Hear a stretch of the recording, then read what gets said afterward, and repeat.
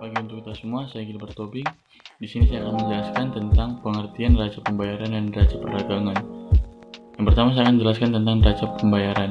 Neraca pembayaran merupakan suatu ikhtisar yang meringkas transaksi-transaksi antara penduduk suatu negara dengan penduduk negara lainnya dalam jangka waktu tertentu, biasanya dalam jangka waktu 1 tahun.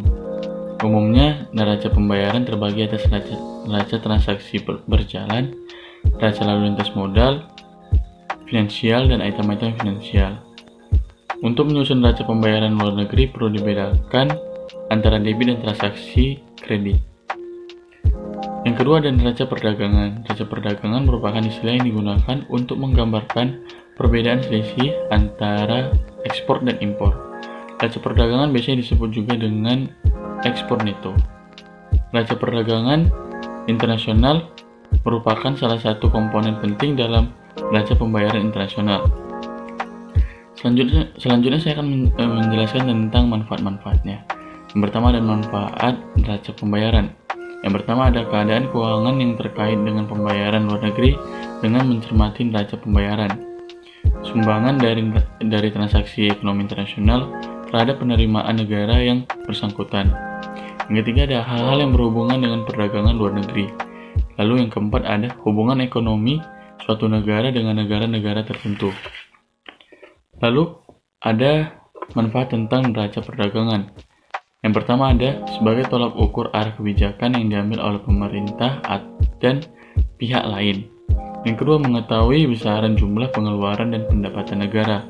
Dan yang terakhir ada menjadi informasi kegiatan ekonomi internasional. Selanjutnya akan dijelaskan oleh teman saya Aji.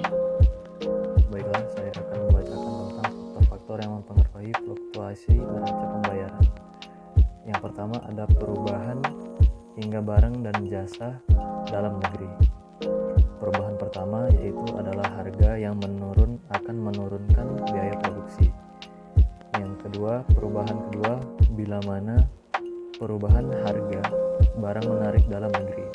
Selanjutnya ada pergeseran permintaan luar negeri, yaitu banyak sekali faktor yang menimbulkan pergeseran permintaan luar negeri terhadap barang-barang dalam negeri. Di antaranya ialah faktor persaingan luar negeri, perubahan pendapatan di luar negeri, dan faktor penawaran negara itu sendiri. Yang ketiga ada ketidakstabilan ekonomi.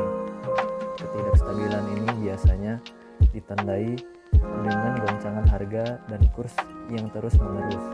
Hal ini menyebabkan pengusaha luar negeri kehilangan pegangan untuk membaca situasi ekonomi dalam negeri. Kemungkinan goncangan ini disebabkan oleh kondisi politik yang kurang stabil sehingga sulit meramalkan keputusan politik dalam perekonomian dalam negeri ataupun luar negeri. Hal ini akan menyebabkan turunnya ekspor yang akhirnya juga akan menyulitkan neraca pembayaran. Yang keempat ada bencana alam. Bencana alam yang cukup besar seperti banjir, gempa bumi, tsunami, serangan hama, penyakit tanaman, iklim, dan lain-lain. Hal ini dapat mempengaruhi neraca pembayaran terutama dalam hal produksi. Faktor-faktor yang mempengaruhi fluktuasi neraca pembayaran. Yang kelima, ada keadaan struktur produksi. Indonesia merupakan negara yang agraris, di mana struktur produksinya sangat tergantung pada faktor alamiah, sehingga penawarannya kurang elastis atau malah sama sekali inelastis. Yang keenam, perubahan posisi hutang piutang luar negeri. Hutang piutang luar negeri biasanya jangka panjang. Hutang akan menambah cadangan internasional suatu negara. Sebaliknya, bagi negara kreditur, pinjaman-pinjaman itu akan mengurangi cadangan internasionalnya. Bila mana jumlah pinjaman itu cukup besar, maka adanya hutang piutang tersebut akan dapat menyebabkan timbulnya ketidakseimbangan. Perkenalkan, nama saya Cindy Claudia. Di sini saya akan melanjutkan penjelasan dari teman saya yang sebelumnya. Saya akan menjelaskan tentang dampak dari ketidakseimbangan neraca pembayaran dan perdagangan bagi suatu negara. Yang pertama kita akan membahas neraca pembayaran terlebih dahulu ya.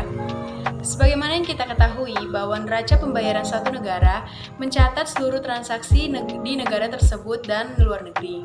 Adapun dampak dari ketidakseimbangan neraca pembayaran bagi negara adalah yang pertama perubahan kurs devisa. Jika neraca pembayaran defisit, maka kurs valuta asing mengalami peningkatan dan kurs rupiah mengalami penurunan. Sebaliknya, bila terjadi surplus, maka kurs valuta asing mengalami penurunan dan kurs rupiah mengalami peningkatan. Yang kedua adalah perubahan harga. Jika ekspor lebih tinggi daripada impor, itu berarti barang lebih laku terjual di luar negeri. Maka harga barang di dalam negeri akan menjadi meningkat. Yang ketiga, perubahan tingkat pendapatan. Ekspor merupakan komponen pendapatan nasional, sehingga berubahnya nilai ekspor akan mengakibatkan berubahnya pendapatan nasional. Yang keempat, ada perubahan tingkat bunga. Jika investasi di luar negeri banyak mengalir ke dalam negeri, maka tingkat bunga yang berlaku rendah, karena hubungan antara tingkat bunga dan tingkat investasi adalah berbanding terbalik. Sebaliknya, jika investasi yang terjadi menurun, maka tingkat bunga yang berlaku tinggi. Kita akan membahas neraca perdagangan. Dampak dari ketidakseimbangan neraca perdagangan bagi negara adalah yang pertama, biaya produksi di negara importir dan eksportir.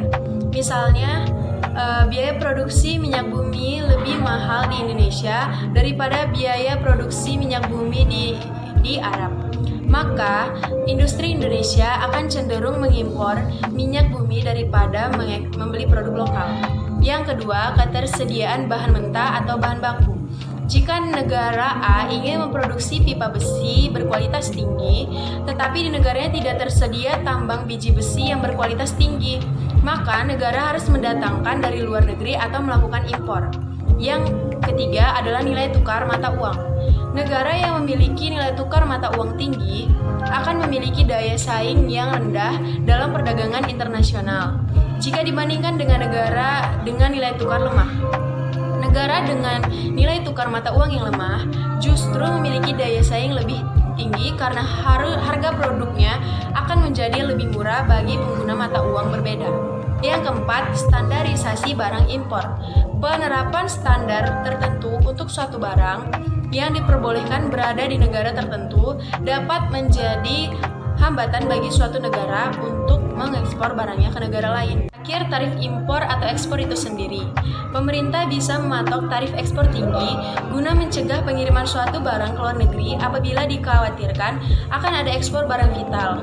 Penerapan bea impor oleh suatu negara merupakan suatu langkah yang dapat diambil untuk menanggulangi defisit neraca perdagangan. Baiklah, nama saya Ruben Panjaitan. Saya akan melanjutkan presentasi dari saudari Cindy. Topik saya kali ini adalah membahas tentang contoh soal perhitungan neraca pembayaran dan perkembangan neraca pembayaran di Indonesia pada tahun 2019 serta perbandingannya dengan negara lain. Yang pertama yaitu contoh soal perhitungan neraca pembayaran. Kita misalkan nilai ekspor Indonesia adalah sebesar 400 triliun rupiah, sedangkan nilai impornya adalah sebesar 600 triliun rupiah. Maka perhitungan neraca pembayarannya adalah nilai ekspor dikurangi dengan nilai impor, yaitu 400 triliun dikurangi dengan 600 triliun. Hasilnya yaitu minus 200 triliun. Dalam hal ini, maka Indonesia mengalami defisit neraca pembayaran sebesar 200 triliun rupiah. Agar dapat menyelesaikan masalah defisit tersebut, negara harus mengeluarkan devisa sebesar 200 triliun rupiah ke luar negeri. Artinya, stok nasional Indonesia akan berkurang sebesar 200 triliun rupiah. Sedangkan tanda positif berfungsi agar saldo pada pencatatan neraca pembayaran sebesar 0. Teman-teman bisa melihat fungsi dari angka 0 tersebut pada PPT yang sudah diberikan. Nah, selanjutnya kita akan membahas tentang perkembangan neraca pembayaran Indonesia sepanjang tahun 2019. Di tengah perlambatan perekonomian dunia, kinerja neraca pembayaran Indonesia atau NPI triwulan keempat pada tahun 2019 dapat dikatakan membaik sehingga dapat terus menopang ketahanan eksternal Indonesia. Perbaikan kinerja NPI tersebut ditopang oleh surplus neraca transaksi modal dan finansial yang meningkat dan defisit neraca transaksi berjalan yang tetap terjaga.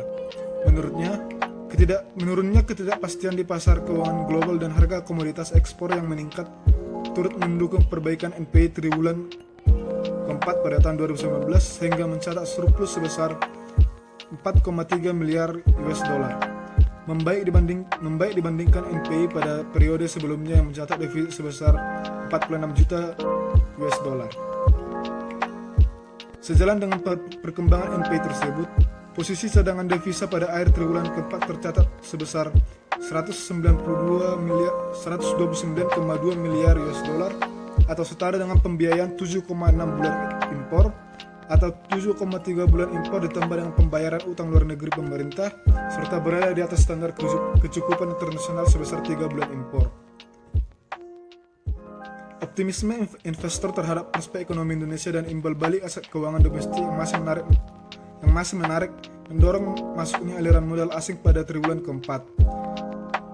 Transaksi modal dan finansial pada triwulan keempat 2019 mencatat surplus sebesar 12,4 miliar US dollar atau 4,33% dari pajak domestik bruto, terutama ditopang oleh surplus investasi langsung dan investasi portofolio.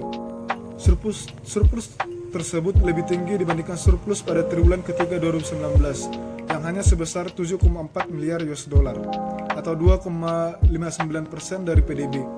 Surplus transaksi modal dan finansial pada triwulan laporan didorong oleh surplus investasi portofolio dari penerbitan global bond pemerintah dan korporasi.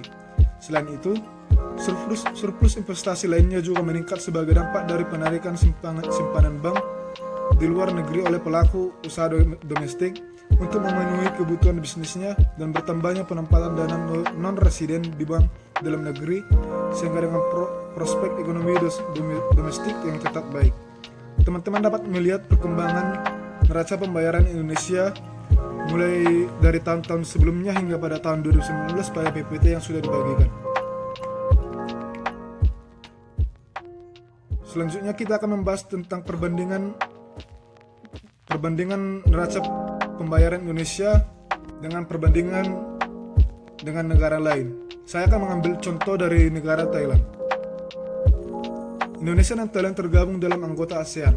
Pada tahun 2017, nilai ekonomi perdagangan dua negara ini mencapai 220 juta US dollar. Sedangkan untuk kerjasama bilateral kedua negara ini mencapai 13,59 miliar dolar pada tahun 2015, meningkat secara signifikan pada tahun 2017 menjadi 15,74 miliar US dollar. Jika melakukan perbandingan antara kondisi neraca pembayaran antara kedua negara ini, neraca pembayaran Indonesia tentu lebih baik. Kita dapat melihat pada diagram yang sudah dibagikan di PPT. Pada triwulan pertama tahun 2019, neraca pembayaran Thailand menyentuh angka 2 miliar US dollar, sekitar 2 miliar US dollar. Sedangkan pada triwulan kedua, neraca pembayarannya meningkat signifikan hingga ke angka 3 miliar US dollar. Sedangkan pada triwulan ketiga pada tahun 2019, neraca pembayaran Thailand masih surplus tetapi mengalami penurunan yang signifikan hingga menyentuh angka 1 miliar US dollar, dan triwulan keempat hanya sekitar 700 juta US dollar. Dari sini dapat kita simpulkan bahwa pada tahun 2019 neraca pembayaran Indonesia lebih baik daripada neraca pembayaran Thailand. Selain itu, laporan terbaru tentang neraca pembayaran Thailand yang defisit hingga 1,6 miliar US dollar pada awal Januari 2020